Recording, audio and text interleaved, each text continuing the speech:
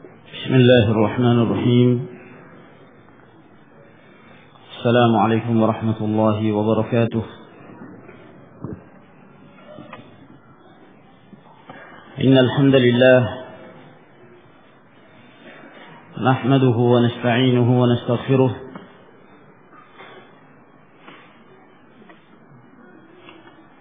ونعوذ بالله من شرور أنفسنا ومن سيئات أعمالنا.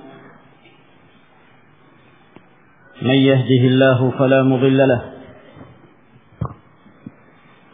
ومن يضلل فلا هادي له. وأشهد أن لا إله إلا الله وحده لا شريك له. وأشهد أن محمدا عبده ورسوله.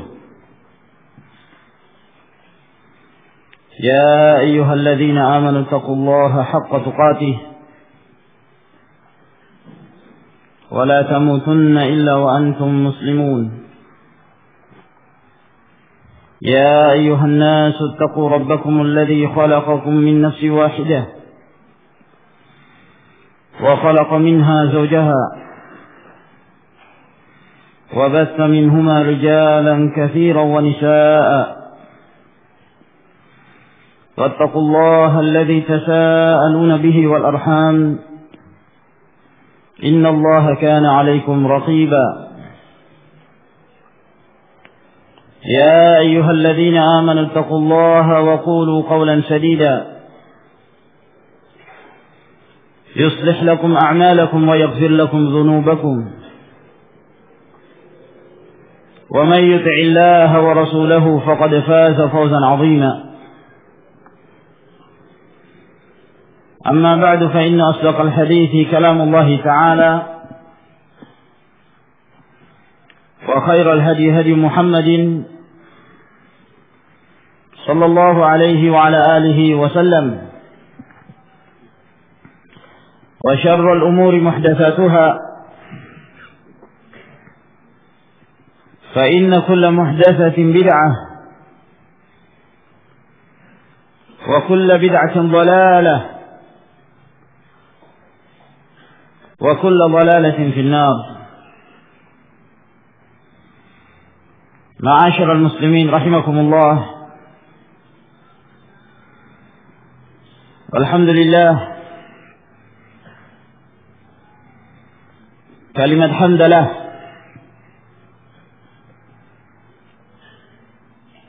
sebagai ucapan syukur kita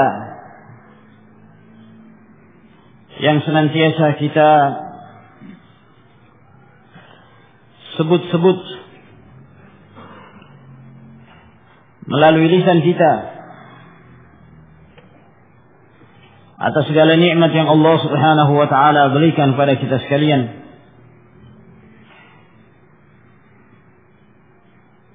Nikmatul Islam,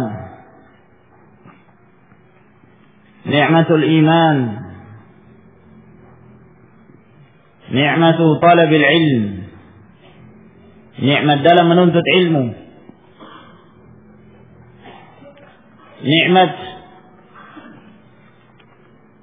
mendapat bimbingan untuk mengenal sunnah Nabi sallallahu alaihi wa ala alihi wasallam.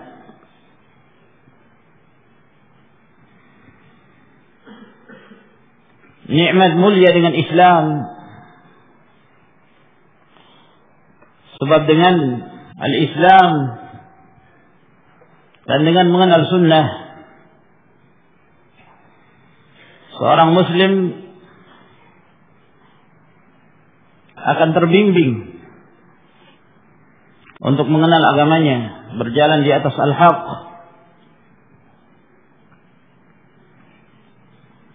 Kenikmatan ini ma'asyiral muslimin rahimakumullah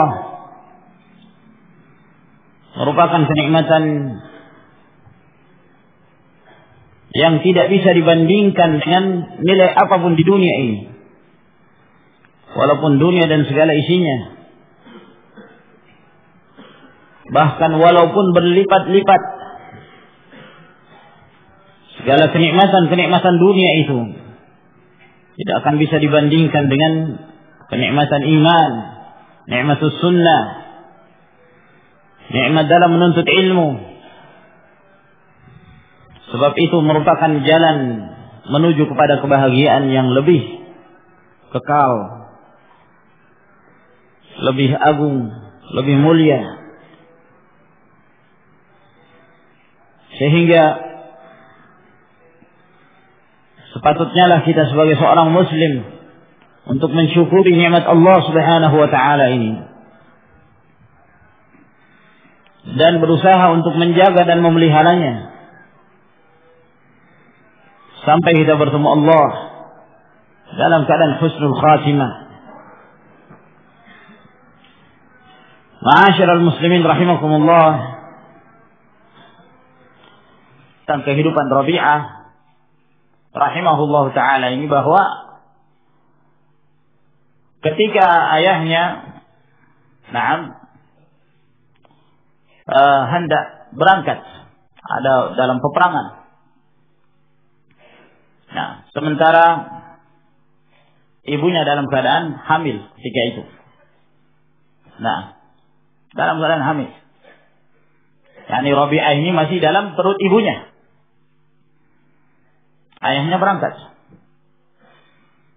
dalam tugas peperangan yang menyebabkan bertahun-tahun lamanya ayahnya ini tidak pulang ke rumahnya. Kurang lebih 27 tahun baru kemudian dia pulang ke rumahnya. Sesampainya dia ke rumahnya, dan kita tentunya membayangkan bagaimana sulitnya kondisi pada saat itu. Nah, komunikasi sulit. Ya, kalau berangkat sekian tahun, kemana rimbanya? Nah, 27 tahun kembali dia. Maka dia kembali ke rumahnya di Madinah. Ketika sampai di rumahnya, tiba-tiba ada orang yang keluar, laki-laki keluar dari rumahnya. Melihat itu marah dia. Sampai dia memanggil orang tersebut, "Ya adu Allah, wahai musuh Allah, ada apa kamu masuk ke rumah saya?" Kata laki-laki ini rumah saya. Nah, lalu kata Farruhi, "Ya adu Allah, engkau berbuat apa dengan istri saya? Ini adalah rumah saya." Sampai ribut. Dua ini bertengkar antara orang yang keluar dari rumahnya dengan orang yang baru datang 27 tahun. Sampai tetangga-tetangganya berkumpul. Sampai Imam Malik datang. Nah, ketika Imam Malik datang ditenangkan. Ini siapa orang datang ini? Nah, ditenangkan. Ini yang keluar dari rumahnya ini ternyata orang yang dipuji. Nah, dikenal sebagai seorang alim. Dan mereka sangat menghormatinya. Lalu kemudian kata Imam Malik kepada orang yang baru datang tersebut, masih banyak tempat lain. Nah, ya, kalau ingin nginap atau ingin bermalam, ada tempat yang lain. Nah, kata orang ini rumah saya. Sampai istrinya pun keluar. Nah, ketika dia keluar dia mengatakan, itu suami saya dan ini anak saya. Jadi yang keluar dari rumahnya itulah Rabi'ah yang dahulu masih dalam keadaan dalam kandungan ibunya. Subhanallah. Setelah mengetahui itu berpelukan antara ayah dan anak ini, menangis mereka. Subhanallah. Nah, kemudian saking gembiranya dia, karena mengetahui ternyata anaknya seorang alim kabir, alim yang besar. Beliau mengisi di Al-Masjid Nabawi dalam keadaan para ulama yang lain duduk di majelisnya. Nah, ini Rabi'ah rahimahullah ta'ala. An Yazid maula al-Munba'ith. Dari Yazid maula al-Munba'ith. Beliau juga berasal dari Madinah. Dan beliau seorang perawi yang saduq. Sebagaimana yang disebutkan Al-Hafidh Ibn Hajar rahimahullah ta'ala. An Zaid bin Khalid al-Juhani. Dari Zaid bin Khalid al-Juhani, Abu Abdurrahman. Juga berasal dari Madinah.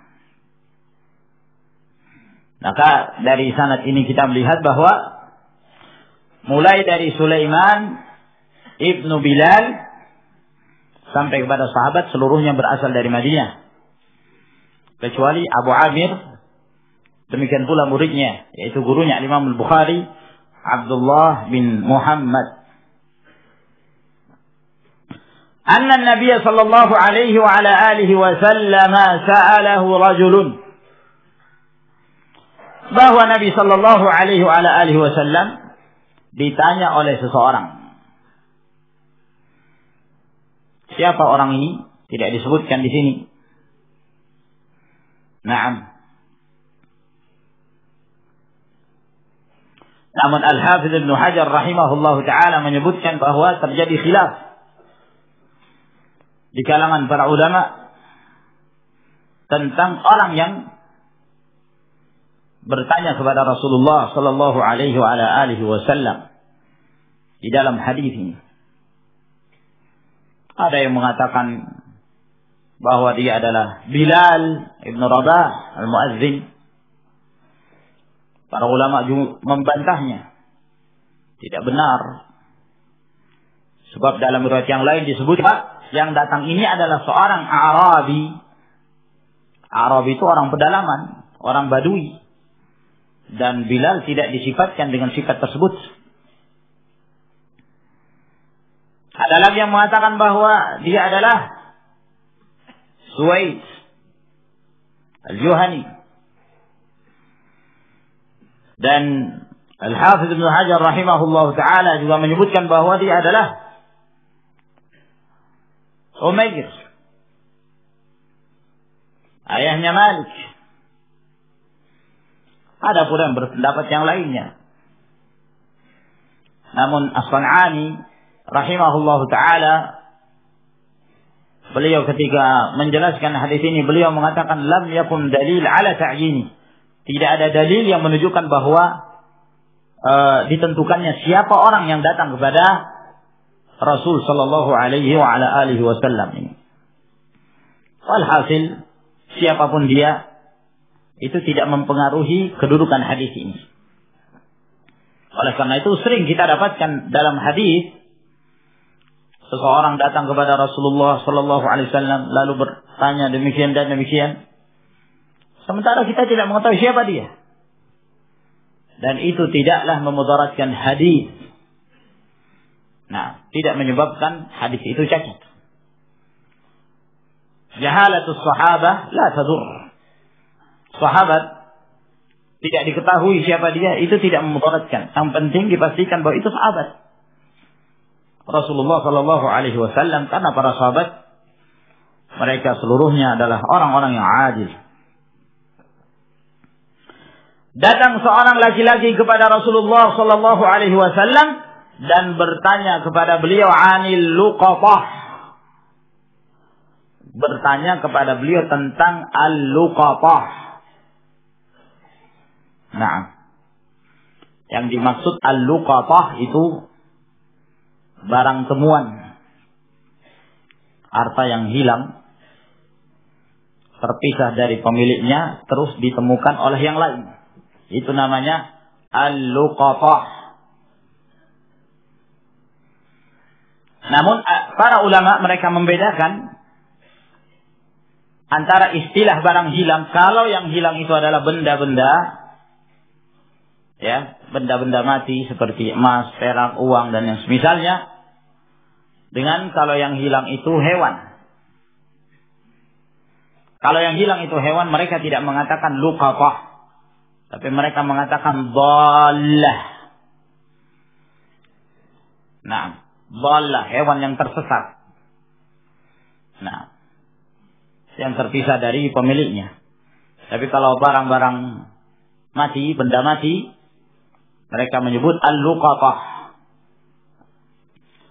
Nah, maka orang ini datang kepada Rasulullah sallallahu alaihi wasallam bertanya tentang hukum al-luqatah. Apa hukumnya? Nah, ini kalau ada barang temuan, kita temukan di jalan. Nah, atau di tempat-tempat umum. Dalam riwayat yang lain bahwa orang ini datang kepada Nabi sallallahu alaihi wasallam, dia bertanya tentang barang temuan az-zahab wal fiddah. Barang temuan emas dan perak.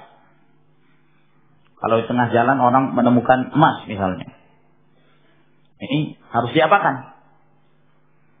Nah, ini penting pertanyaan ini. Nah, dari sini juga kita melihat bahwa para sahabat mereka sangat bersemangat untuk bertanya kepada Rasulullah sallallahu alaihi wasallam tentang perkara-perkara yang menyangkut dalam kehidupan mereka. Khawatir jangan sampai mereka salah dalam bertindak, salah dalam mengamalkan sesuatu.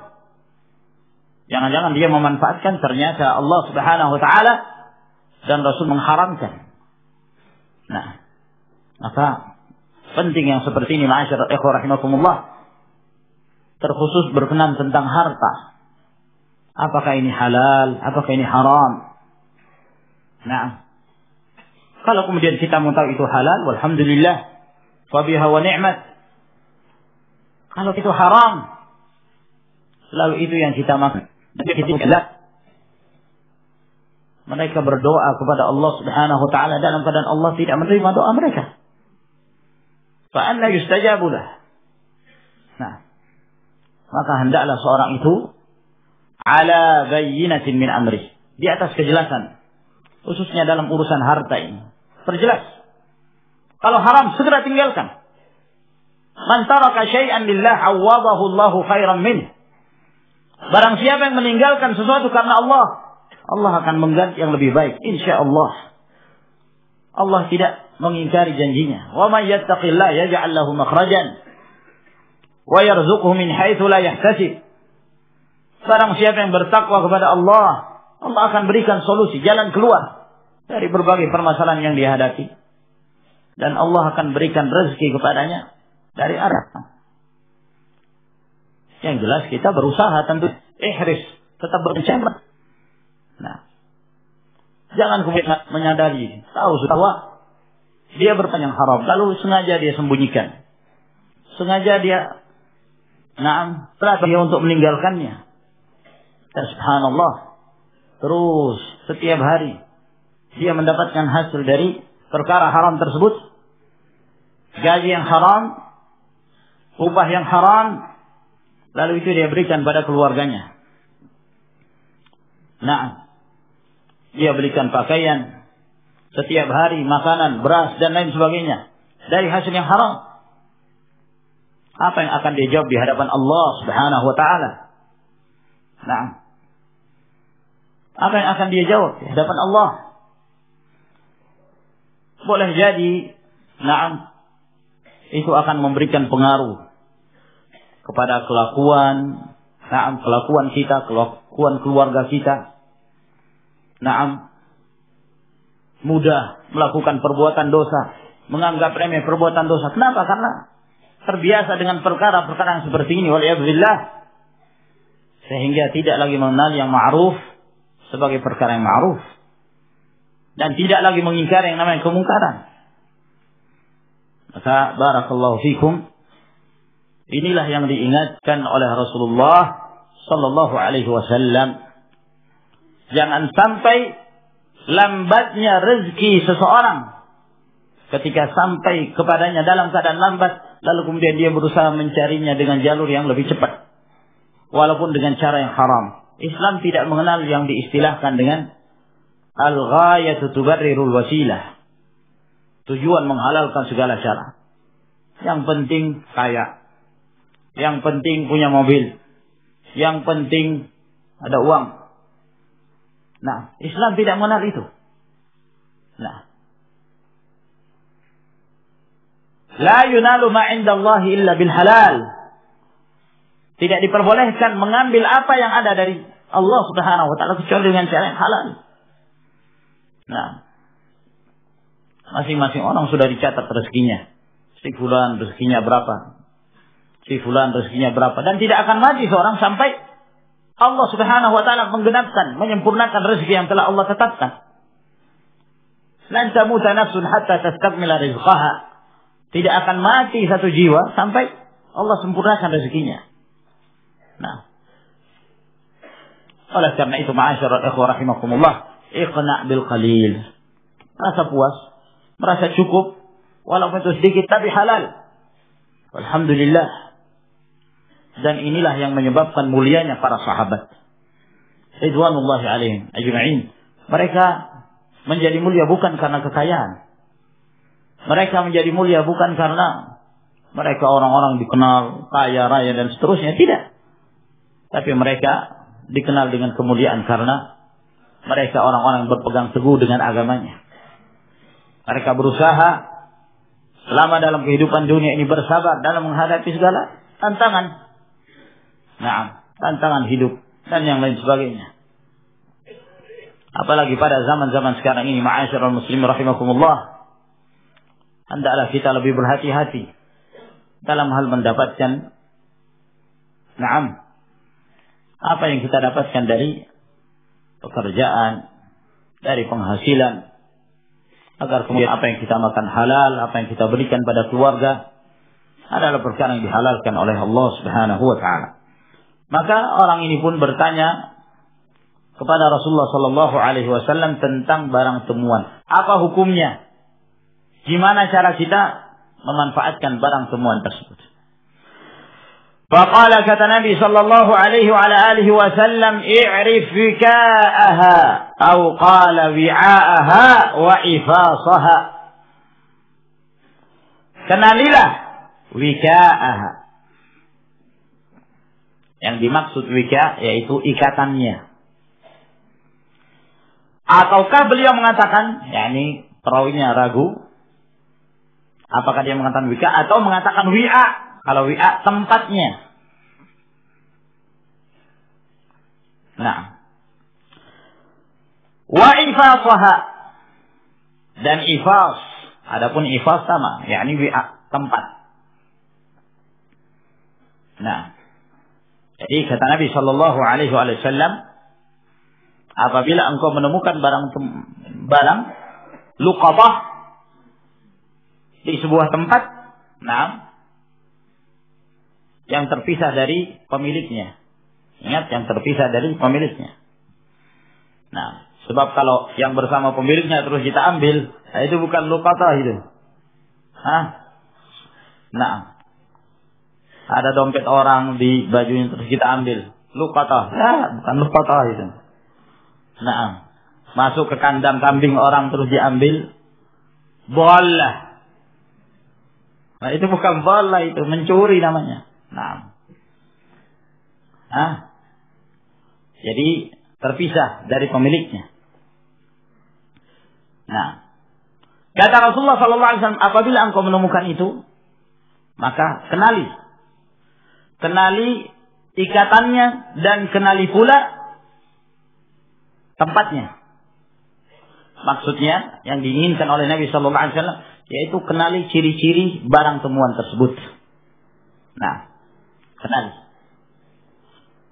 Perhatikan betul. Oh, ini misalnya terbuat dari kaca atau terbuat dari plastik atau bahannya dari besi atau dari stainless misalnya.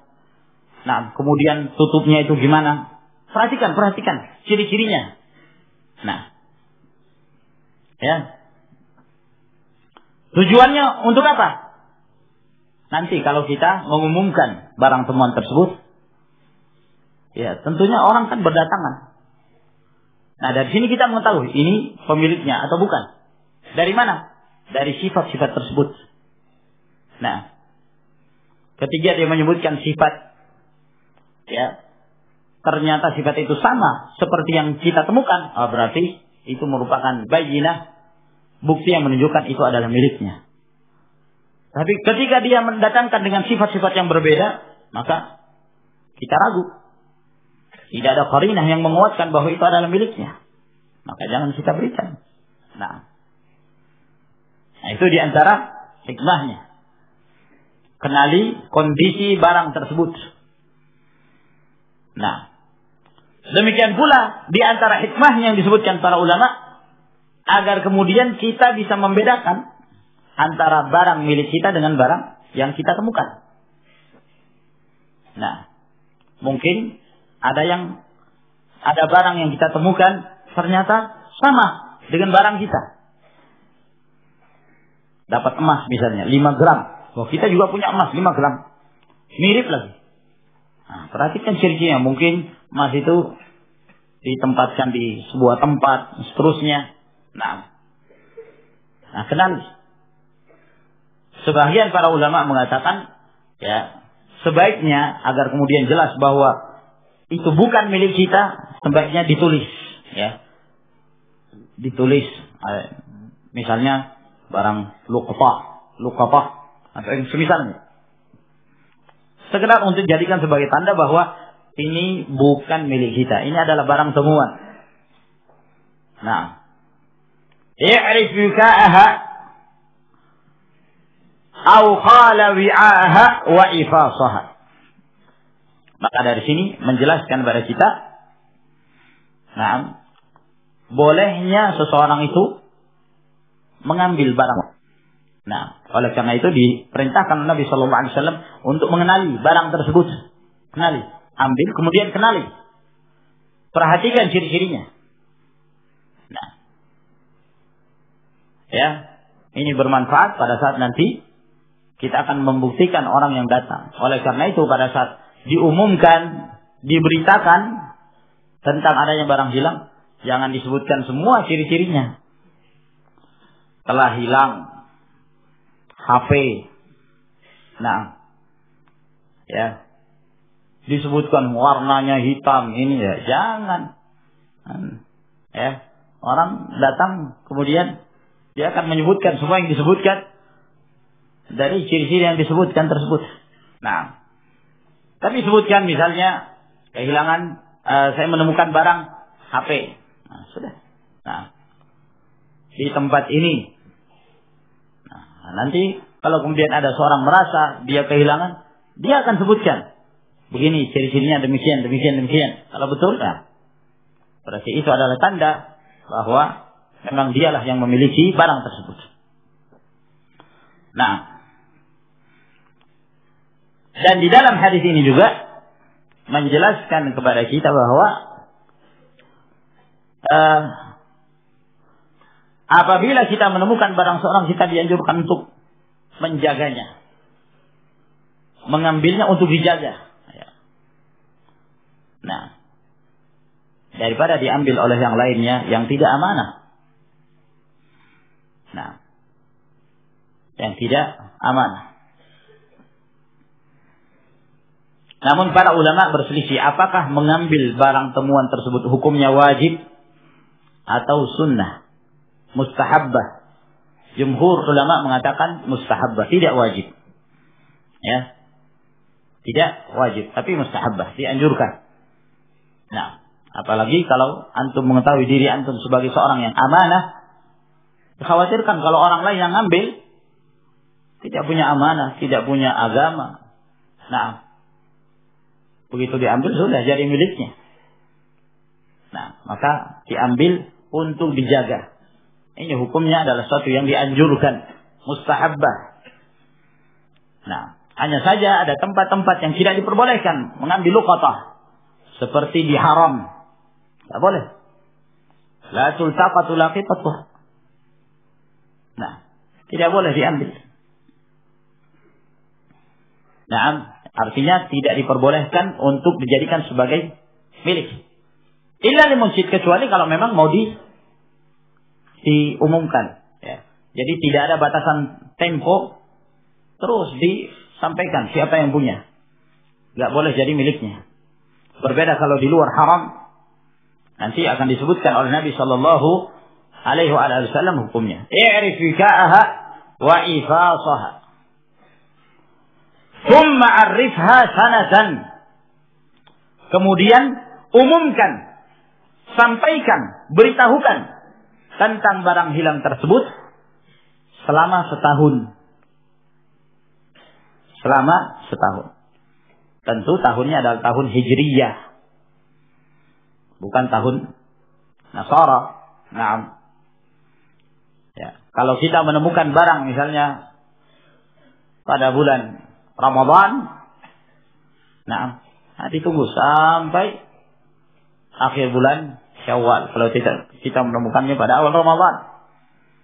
Nah, di akhir Sya'ban. Nah, itu setahun. Arifha sanatan. Gimana cara mengumumkannya? Ya, umumkan di tempat-tempat yang kira-kira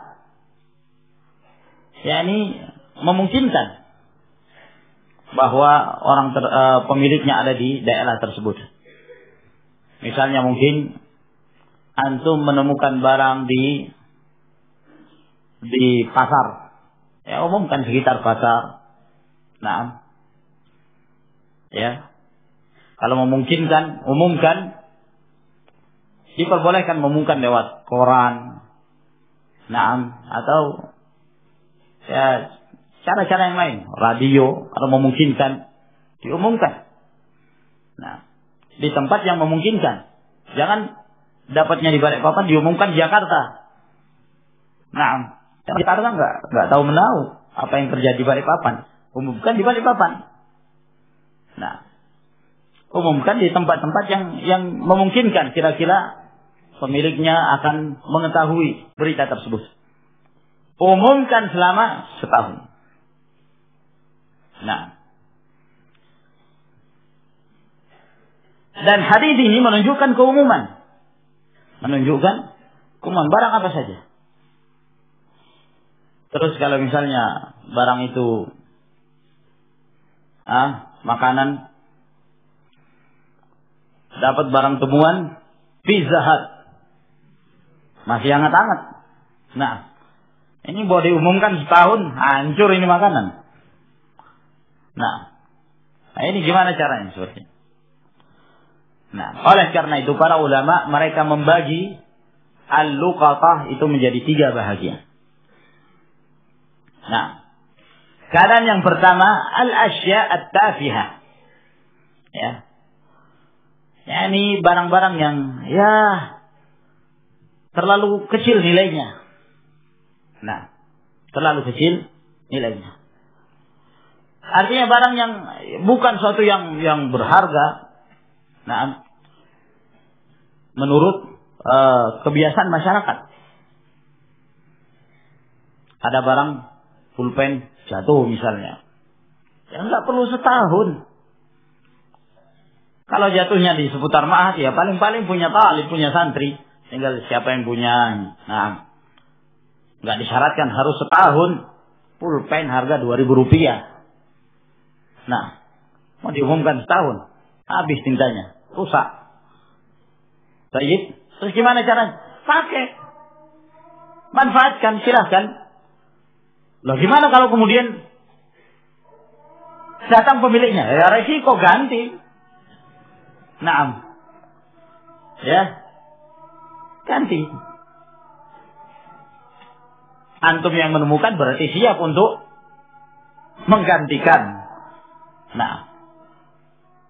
Ya, oleh karena itu ya seperti barang-barang yang seperti ini itu tidak perlu harus sampai setahun. Nah. Ya. Barang-barang temuan yang ringan. Dapat uang Rp500. Enggak perlu diumumkan. Mengumumkannya lebih mahal daripada barangnya. Nah, masukkan koran. Saya menemukan uang Rp500. Manfaat. Nah, perkara-perkara yang seperti ini itu tidak perlu. Nah, para ulama yatasamahun. Nah, ini mereka membolehkan perkara yang seperti ini. Oleh karena itu dalam hadis ini disebutkan dalam riwayat yang lain emas perak. Nah, kalau yang hilang itu memang barang yang berharga, ya. Nah, menemukan emas 10 gram, wah ini tidak sembarangan ini. Nah, umumkan dengan cara seperti yang kita sebutkan tadi. Diumumkan selama setahun. Umumkan selama setahun. Biha. Kemudian manfaatkan. Istamti', ini bersenang-senanglah kamu dengan barang tersebut. Nah, maka di dalam hadis ini menjelaskan kepada kita bahwa apabila kita telah mengumumkannya selama setahun, ya, dan tidak ada satu orang pun yang datang kepada kita yang menyatakan bahwa itu adalah miliknya, maka boleh dimanfaatkan. Istamti' biha, boleh dimanfaatkan. Gimana cara memanfaatkannya? Ya boleh dengan diinfakkan misalnya, ya, atau dijadikan sebagai milik. Dijadikan sebagai milik. Bahkan para ulama menyebutkan bahwa apabila dia selama setahun dia telah umumkan sebagaimana mestinya, lalu kemudian tidak seorang pun yang merasa itu adalah miliknya, maka itu menjadi miliknya, dan apabila dia meninggal maka menjadi harta warisan. Menjadi harta warisan. Kemudian jenis yang kedua yaitu sesuatu yang penting yang kita sebutkan tadi. Jadi yang pertama itu asyatafihah, hal-hal yang sepele, tidak perlu diumumkan selama setahun. Yang kedua yang perlu diumumkan apabila barang tersebut berharga. Nah, jenis yang ketiga yaitu barang hilang yang tidak diperbolehkan untuk diambil. Yang tidak diperbolehkan untuk diambil. Nah, ini yang disebutkan nanti oleh Nabi Sallallahu Alaihi Wasallam. Fa in jaa rabbuha fa'addiha ilaihi, dan apabila datang pemiliknya, ya, maka serahkan kepadanya. Serahkan kepadanya. Dalam hadis yang lain kata Nabi Sallallahu Alaihi Wasallam, fa in jaa rabbuha fa'addiha ilaihi wa illa fasya'nuka bih. Apabila datang pemiliknya maka serahkan kepadanya. Namun kalau tidak maka terserah kamu. Terserah kamu. Jadi selama setahun pemiliknya juga tidak datang, maka boleh manfaatkan. Apakah diinfakkan atau dimanfaatkan. Itu yang lainnya yang bermanfaat. Nah, setelah dimanfaatkan ternyata orangnya datang. Ternyata orangnya datang. Gimana? Nah itu kata Nabi Sallallahu Alaihi Wasallam, fa'addiha ilaihi. Serahkan kepadanya. Sudah dijual. Gimana caranya? Berikan qimahnya yang senilai dengan yang telah kamu manfaatkan itu. Jadi menemukan barang temuan itu resiko juga. Ya. Setelah dijual, lakunya misalnya dia dapat HP terus lakunya 1,5 juta. Ya, bayar ke dia 1,5 juta. Nah. Ya. Nah ini ma'asyiral ikhwan rahimakumullah, hukum yang dijelaskan oleh Rasulullah sallallahu alaihi wasallam. Lalu kemudian orang ini bertanya lagi kepada Rasulullah sallallahu alaihi wasallam. Fadhallatul ibil.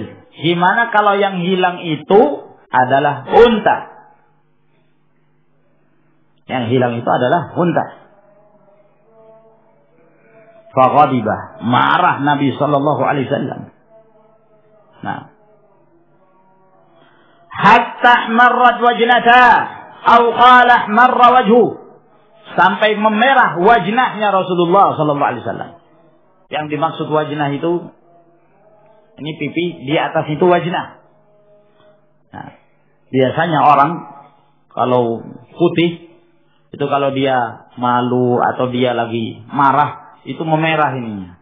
Nah, Rasulullah sallallahu alaihi wasallam kulit beliau putih sehingga ketika beliau marah ihmarrat wajnatah, memerah ini wajnah beliau, wajah beliau. Dalam riwayat yang lain ihmarra wajhu, memerah wajah beliau sallallahu alaihi wasallam. Kenapa beliau marah? Tadi ditanya tentang dhalatul ibil. barang hilang itu unta. Ada sebagian para ulama menjelaskan karena sebelumnya Rasulullah sudah menjelaskan kepada mereka bahwa unta itu nggak boleh diambil, tidak boleh dijadikan sebagai luqatah. Nah ini nanya lagi. Akhirnya Rasulullah Shallallahu Alaihi Wasallam marah. Maka ketika dia bertanya, "Fadhalatul ibil, gimana kalau yang hilang itu unta?" Dia menemukan hewan, unta. Faghadiba hatta ahmarrat wajnata aw qala ahmarra wajhu faqala wa ma laka wa laha. Ada apa kamu dengan unta?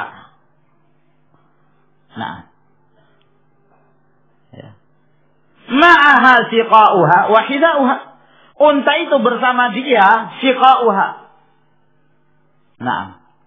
Maksudnya unta itu mampu bertahan sekian hari.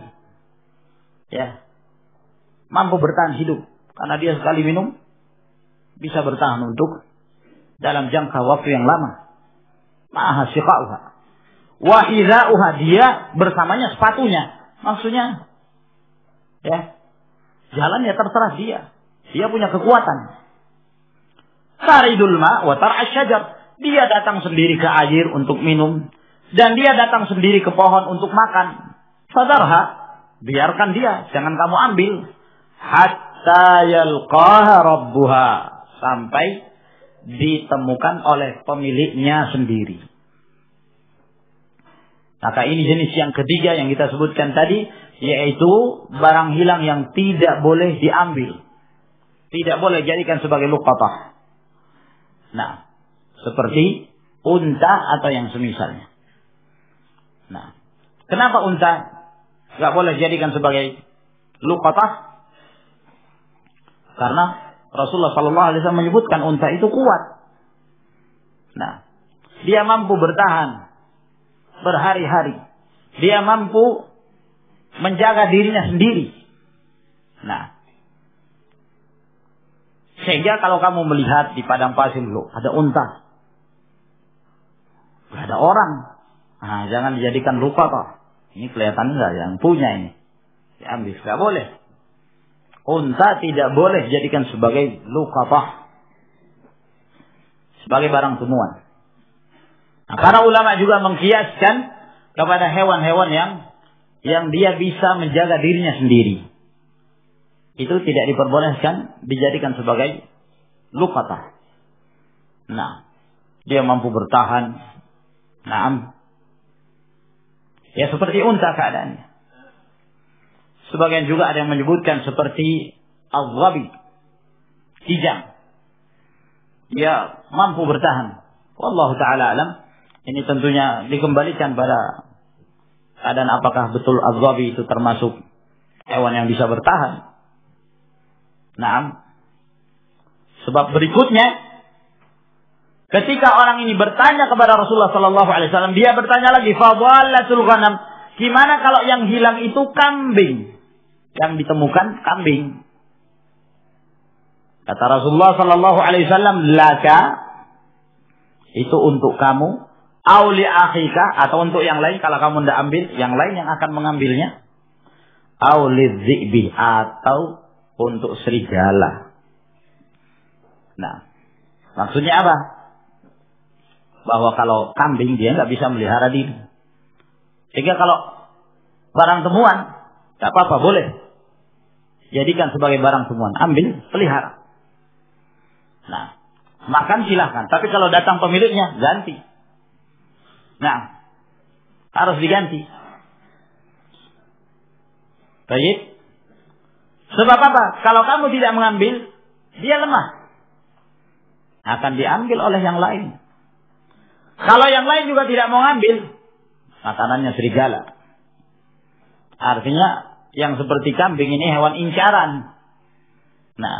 Bukan hanya serigala, anjing lain juga. Sehingga Rasulullah Sallallahu Alaihi Wasallam membolehkan menjadikan kambing itu sebagai luqatah. Luqatah. Ambil kemudian ya umumkan juga, diumumkan. sebagaimana yang disebutkan dalam hadis Nabi Shallallahu Alaihi Wasallam sebelumnya. Nah, dan sebagian para ulama juga ada yang mengecualikan bahwa kalau unta, dia menemukan unta itu dalam bahaya. Unta itu dalam keadaan yakni berada di tempat yang dikhawatirkan dia akan binasa, maka tidak mengapa diambil untuk diselamatkan, bukan untuk dijadikan sebagai barang luqatah, tapi sekedar untuk diselamatkan dari bahaya tersebut. Yang menjadi syahid dari hadis ini bahwa Rasulullah Shallallahu Alaihi Wasallam marah ketika ditanya tentang dhalatu al-ibil, tentang barang temuan itu kalau unta. Maka dari sini Imam Al-Bukhari rahimahullah taala menyebutkan hadis ini untuk menjelaskan bahwa boleh seorang itu marah. Nah, dan sekali lagi itu dikembalikan kepada maslahat. Lihat siapa yang bertanya. Naam. Ya. Kadang-kadang kita berhadapan dengan seorang yang kayak nggak paham-paham. Nah, kita sudah menjelaskan, setengah jam kita membahas masalah itu, selesai dia bertanya lah pertanyaan itu juga yang telah kita bahas selama setengah jam. Nah, sehingga kalau memang dilihat maslahatnya, marah, maka tidak mengapa. Rasulullah Shallallahu Alaihi Wasallam marah untuk mendidik. Naam, untuk mendidik para sahabat ridwanullahi alaihim ajma'in, dan beliau juga memperhatikan kondisi kepada siapa beliau marah. Naam, siapa mereka, melihat keadaan mereka. Wallahu taala a'lam bissawab.